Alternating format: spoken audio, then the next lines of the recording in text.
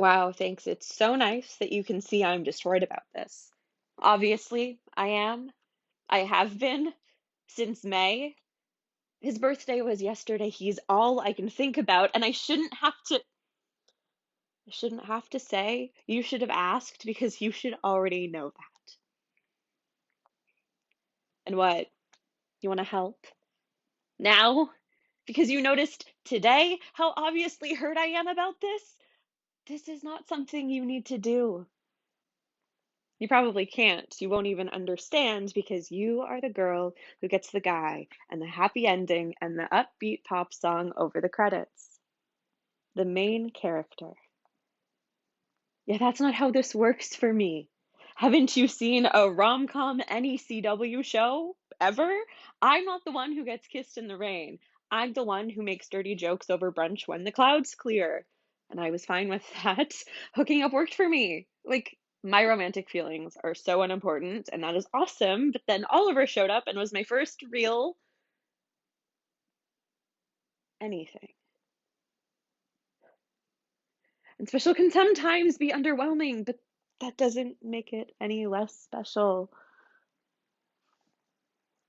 And it's not anything he did or the void he left. It's the fact that someone looked at me and wanted to be with me. Like, really, be with me. He made me feel like being loved was possible. Our first kiss was in the rain outside of Ducky's, which, with him, I felt like I could have maybe been the one magical fat girl who got the kind of love you see in movies. But then he left. So now I know not to get cute and pretend I could play any other part. Dillon picks up her drink and exits, heading to her room. The door slams closed. Transition. Dodie plays. All of a sudden, something changes. The play is pulled to Dillon in her room as she bolts awake.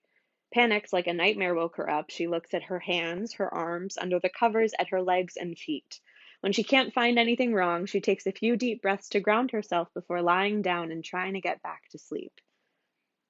After a moment, she turns on her lamp and gets out of bed.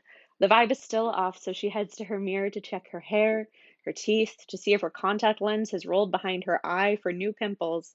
Still nothing. She steps back to take her whole body in. With equal parts, I do my absolute best to love my body, and I cannot help but hate my body sometimes. She body checks herself, like she's done a million times before. She doesn't rush. She lifts up her faded sleep shirt to look at her bra and exposed stomach. She traces her stretch marks, lets her hands linger on her cellulite and rolls. She turns and looks over her shoulder at her bed head, her back, her ass. She turns back to the mirror. Her focus widens, and for the first time she sees the audience in the reflection. She lets herself really see them. This takes as long as it needs to. She doesn't know what they mean, but she turns to face them for a pause. Still unsure, she goes back to bed and turns her lamp off. But it's still bright. Dillon's the sun. It's her play now.